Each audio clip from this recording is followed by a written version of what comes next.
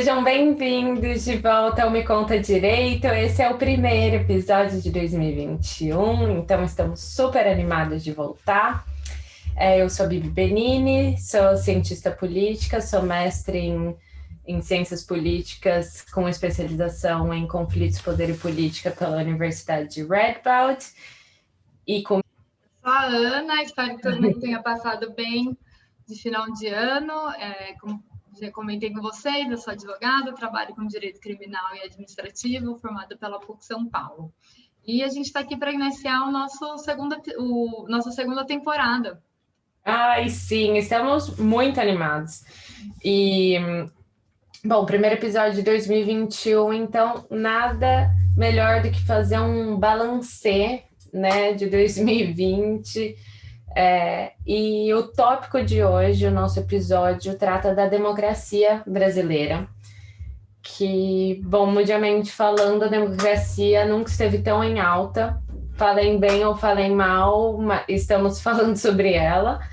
Então, já que é o primeiro vídeo de 2021, então acho que faz sentido a gente entender um pouquinho quais são os nossos pontos principais, quais são os pontos que ainda a nossa democracia tem ainda bastante o que avançar. Então, muito breve, o que caracteriza de fato um governo democrático. A conversa de democracia começou lá na Grécia Antiga, eu vou poupar vocês de detalhes e de muita história, mas o ponto é que os filósofos atenienses, incluindo Aristóteles, descreveram a democracia como o oposto da tirania. Então, a tirania é um governo feito por um e governado para um, e a democracia é o oposto, é um governo feito de muitos para muitos. Mas o que de fato são as características? Isso não há um consenso absoluto, até porque existem vários tipos de democracia, mas em todas elas devem ter poder e representatividade do povo, eleições livres e participação igualitária da população, então quer dizer que todos os cidadãos podem votar e todos têm o mesmo valor de voto, né, que no caso do Brasil é igual a 1. Liberdades físicas, independência do judiciário e Estado de Direito.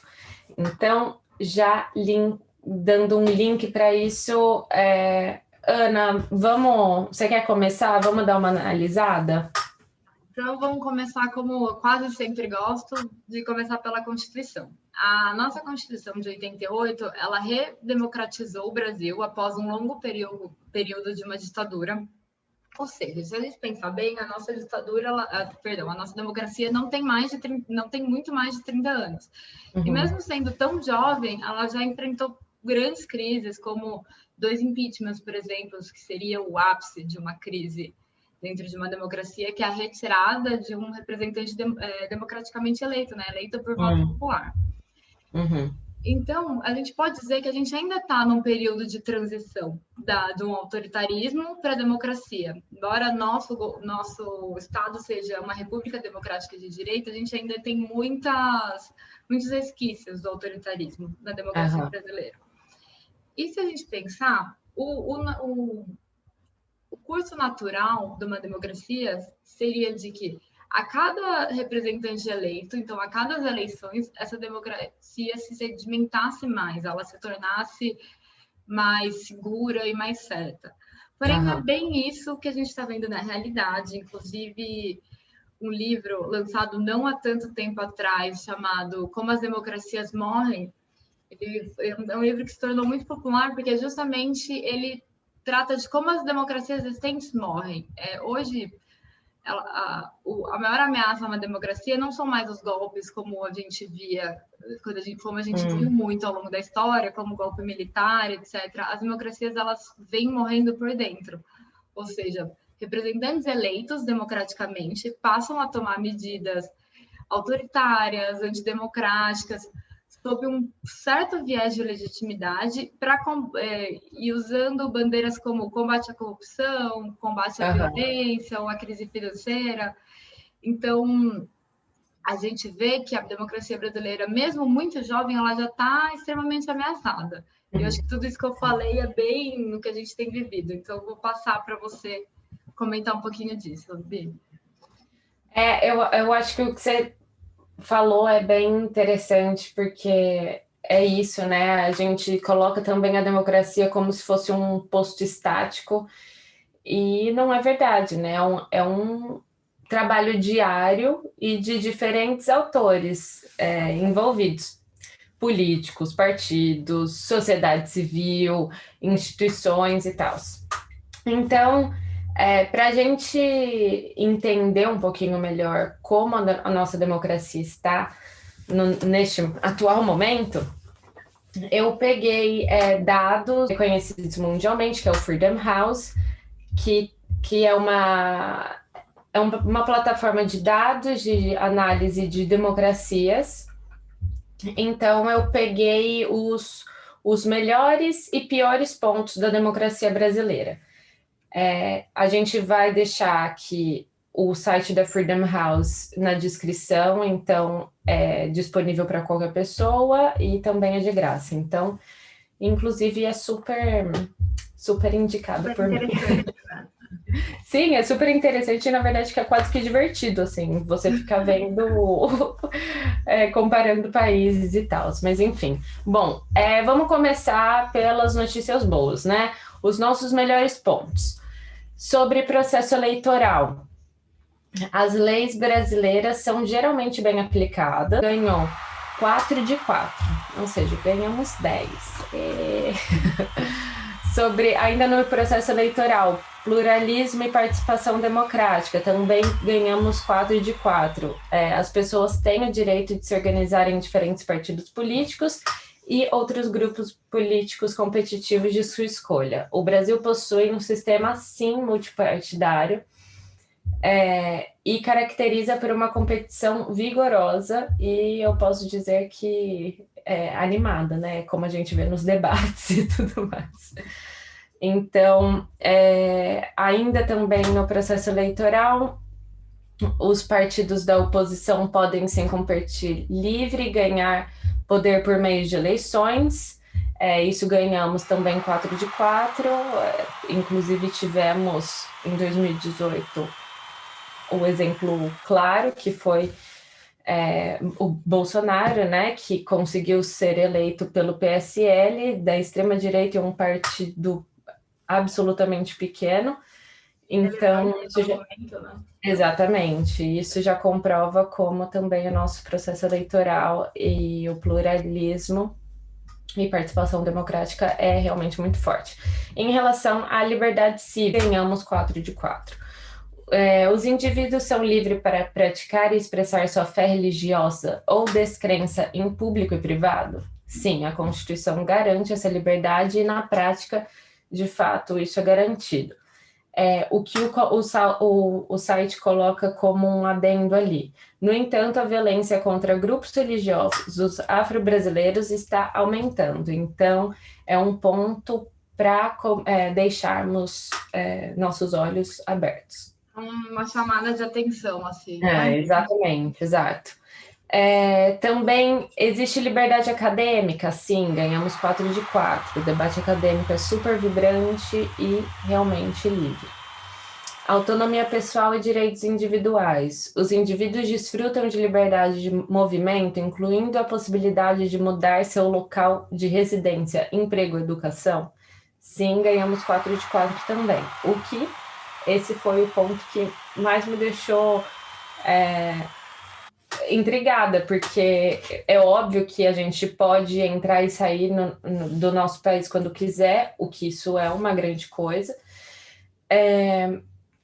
mas a violência de gangues, assim, favela, e essa liberdade realmente é um pouco mais restrita, dependendo de onde estamos falando no Brasil, né? Mas, de qualquer forma, a boa notícia é que ganhamos 4 de 4. Agora, o que o Brasil tem ainda a melhorar na nossa democracia? Pontos que ganhamos 1 de 4. A proteção contra o ilegítimo uso de força física e liberdade de guerra em insurgências. A gente sabe, o Brasil tem uma taxa de homicídio gigantesca, embora venha diminuindo por conta que as rixas de gangues criminosas vêm diminuindo, ainda assim sabemos que a nossa taxa de homicídio é ridiculamente alta. E o que preocupa muito é que homicídios por policiais são muito altos. Exatamente, muito bem colocado, até porque é o próximo ponto que eles colocam também. A Força Policial do Brasil continua atolada em corrupção e abusos graves abusos graves policiais. Um relatório, inclusive, do Fórum Brasileiro de Segurança Pública constatou que 17 pessoas morreram por dia em 2018 devido a ações policiais, um aumento de quase 20%. Eu queria... Não, pode continuar, depois eu falo. Desculpa, vamos lá. Não, e eu queria dizer que o que mais assusta nesse dado é porque uma das teorias, né, da sociologia e da formação do Estado, dos Estados modernos, estava justamente que o Estado passaria a ter o monopólio do uso da força, né, o monopólio da violência. E a partir do momento que o Estado usa esse monopólio da violência contra os seus próprios, né, contra o próprio povo, isso passa a ser muito grave, porque, tudo bem, hoje nós temos uma violência muito forte no país vinda do crime organizado. E isso é grave, isso é gravíssimo. Não, a gente não pode tirar essa importância, mas quando essa violência vem do próprio Estado, isso se torna ainda pior, porque o Estado, em tese, ele estaria aqui para nos defender e para evitar que essa violência nos atingisse. Mas a partir do momento que a violência passa a vir do próprio Estado, eu acho que uma das principais funções do Estado, né, como a gente conhece hoje dos Estados modernos, ela passa a ser completamente colocada em xeque, né? Exato, ela perde essa capacidade, ela perde, quer dizer, a sua legitimidade, né?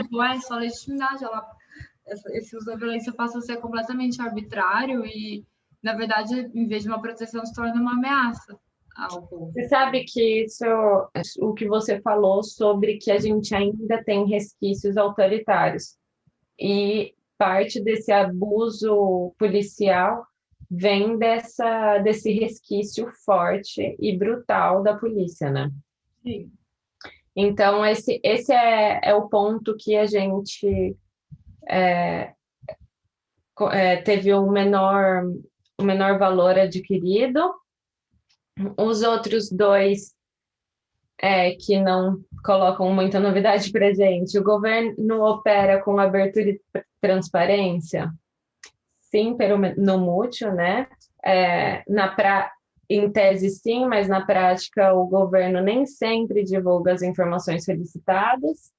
O ponto principal da nossa democracia que deve ser melhorada é um fenômeno que é novo para todo mundo e que todo mundo está aprendendo ainda, que é o fenômeno internet, mas tiramos 0 em 5 na questão, os indivíduos estão sujeitos à intimidação extralegal ou violência física por parte de autoridades estaduais ou qualquer outro ator em retribuição por suas atividades online, ou seja, por conta de constante intimidação e violência contra jornalistas e blogueiros online, a restrição à liberdade de expressão por conta dessas ameaças são muito fortes no Brasil e que deixou 2 mortos no ano de 2020.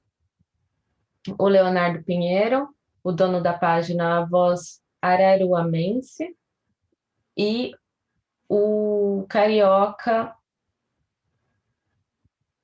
Romário Barros, dono e jornalista do site de notícia Lei Seca Maricá. Então, isso já está também completamente ligado com a questão de transparência, poder de liberdade de expressão e as fake news, que as fake news foram o fenômeno que mais degradou a nossa democracia em 2020. Os projetos tramitando no Congresso Nacional para tentar, né, barrar as fake news, a gente vê as redes sociais, algumas redes sociais tomando algumas medidas internas, e eu acho que é um debate muito importante, que a gente pode até fazer um outro episódio para falar só sobre isso, porque a desinformação é o caos, né? Isso. E dentro do caos, eu acho que uma democracia tem muito a se perder. Eu concordo plenamente. É interessante para aqueles autoritários e que buscam destruir as democracias, eu acho que o caos é o melhor cenário que há. Completamente. Desinformação e colocar em xeque coisas que as nossas instituições democráticas, né? E, bom, para finalizar, de todos os nossos index, o que eu posso mais adicionar aqui é que nosso IDH, estamos no rank 84, que não é muito bom, mas que temos melhorado. Nosso IDH está sempre em constante crescimento, o que isso é uma notícia muito boa. A parte principal que devemos melhorar, de acordo também com o index do IDH, é a desigualdade, a distribuição de renda. 41% do país é desigual. E bom, é isso. Ana, palestrei muito. Agora eu vou continuar. Me salva aqui. Eu vou continuar aqui. E aí, de tudo que eu falei antes, o que a Bibi falou antes, o que a Bibi falou agora, tá. Então, como a gente pode tentar proteger a nossa democracia? Eu vou, para falar sobre isso, eu quero pegar um exemplo, um fato que aconteceu há não muito tempo atrás, que foi a divulgação daquele vídeo em que o Eduardo Bolsonaro falava sobre fechar o STF e como seria simples fechar o STF. O pessoal até brinca lá, cara. Se quiser fechar o STF, sabe o que você faz? Você não manda nem um jipe, cara. Manda um soldado e um cabo. E logo em seguida, a Rosa Weber, ministra do STF, fez a seguinte fala, eu vou ler aqui na íntegra para vocês.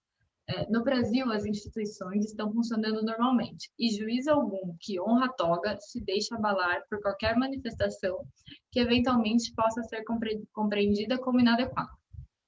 Então, a partir desse vídeo, que é uma suposta ameaça à democracia, suposta não, que é uma ameaça à democracia, e a partir da fala da Rosa Weber, o que eu entendo, o que eu tiro disso? Que a maior garantia da democracia dentro de um Estado democrático são as suas instituições. Né? Então, a atuação dessas instituições. Eu escolhi agora, aqui nesse episódio, falar mais especificamente do STF, não só por eu ter mais afinidade com esse tema, mas porque eu acho que ele é uma das instituições mais importantes da democracia brasileira. Recentemente, a Folha de São Paulo publicou um artigo chamado O Paradoxo da Democracia, o que fazer quando a maioria erra? E ele trata justamente sobre a fragilidade que a democracia brasileira apresenta frente aos seus inimigos, então, de repente, frente a um presidente autoritário ou frente a um grupo de deputados na Câmara que atua tentando dissolver, atua em favor de interesses antidemocráticos, etc. Então, a democracia brasileira ainda é muito frágil contra esses inimigos. E cabe ao STF resistir a esses ataques. E ele tem feito isso de uma maneira que eu diria positiva. Claro que existem escorregões, existem episódios que eu não concordei com as decisões tomadas pelo STF, mas de uma maneira geral eu acho que ele tem cumprido seu papel de defesa, de guardião, né, da Constituição e de... Eu colocaria que ele tem sido a espinha dorsal da nossa democracia nos últimos anos, né? E por isso que a gente vê tanta raiva também voltada contra o próprio STF, porque acaba que tudo caindo nas costas do STF, então tá o tempo todo, e ninguém tem a obrigação de conhecer os pormenores do direito, os pormenores do funcionamento do Estado brasileiro. Mas acaba que muitas vezes, por não conhecer, ocorre um julgamento precipitado das ações do STF, e acaba por parecer que talvez eles estão dificultando o combate à corrupção e quando na verdade não é isso. Exatamente, quando na verdade isso pode ocorrer, claro, o STF não é perfeito, não é esse o meu ponto, mas o meu ponto é que na maioria das vezes ele está atuando em prol das garantias constitucionais da democracia brasileira e que por mais que isso possa parecer que em algum momento ele está dificultando ou o combate à violência ou o combate à corrupção, na verdade ele está protegendo a nossa democracia, que é o bem maior, né? E existe uma passagem de Platão que ele fala justamente que o bom juiz é aquele que, em uma família dividida, ele não destrói nenhum de seus membros, né? Ele busca a reconciliação e a garantia da paz permanente. E eu acho que é isso que a gente, nem sempre o STF consegue, mas ele tem tentado chegar a esse objetivo, né? O objetivo de paz. Só que, por outro lado, a gente não pode deixar de falar sobre o excesso de judicialização da política, que é justamente o tema do nosso último vídeo, do nosso último episódio, né? Falava sobre lawfare. Então, a partir do momento que a democracia é o tempo todo ameaçada e o STF o tempo todo chamado a interferir, isso ocorre uma judicialização da política que, para quem não ouviu, a gente fala sobre todos os prejuízos trazidos por Quem não ouviu, vai ouvir. Agora. Exatamente. A gente fala sobre todos os prejuízos que ocorrem a partir de uma judicialização da política extrema. Então, acho Exato. Colocar... Não é para termos estrelinhas de democracia, né? Exatamente. Os ministros do STF não são super-heróis. Eles estão ali apenas cumprindo uma função. Não são e não devem agir como também. Exato. Então, tá, para finalizar, eu acho que eu queria colocar a pergunta assim, então, o que é necessário para que um país seja considerado democrático? No meu ponto de vista, da forma que eu entendo o funcionamento do Estado, eu acredito que seja a estabilidade institucional. As instituições devem oferecer condições seguras, aspirar de segurança e vigilância para a sua população, de medo que a gente, em momentos de crise, tenha a quem recorrer, tenha para quem olhar e sentir a segurança de que a democracia não vai se abalar. Então, para mim, um país democrático é um país em que as suas instituições são estáveis. E para você, Bi, qual é? Bom, acho que tem um checklist, né? Você tem que cumprir, de fato, algumas questões para você ser considerado um país democrático, mas achei legal você escolher realmente esse ponto para definir o que é mais expressivo na democracia para você. Eu concordo, e eu acho que eu colocaria a representatividade. A democracia, como Aristóteles colocou, do povo, é feito pelo povo para o povo. Então, representatividade talvez tenha que ser a espinha dorsal de um país democrático. Bom, acho que é isso. Caso vocês tenham algum comentário, sugestão, manda para a gente no Instagram. Sim. Quem puder mandar nosso episódio para os amiguinhos. Isso, compartilhem. Quem estiver vendo o vídeo no YouTube, deixe seu comentário, deixe o like, se inscreva no canal. Quem está ouvindo o podcast, por favor, se inscreva. Tenha engajamento nas mídias sociais. Estamos no Instagram, no Me Conta Direito. A gente vai adorar saber o que vocês têm para falar, o que vocês têm para... comentários, crítica construtiva, perguntas, enfim, estamos abertos e queremos ter essa relação mais interativa com vocês. Bom, então até a semana que vem. É isso. E... Até semana que vem. Um Tchau, beijo, tchau. Ana. Um beijo, gente. Muito obrigada. Tchau, tchau. Tchau.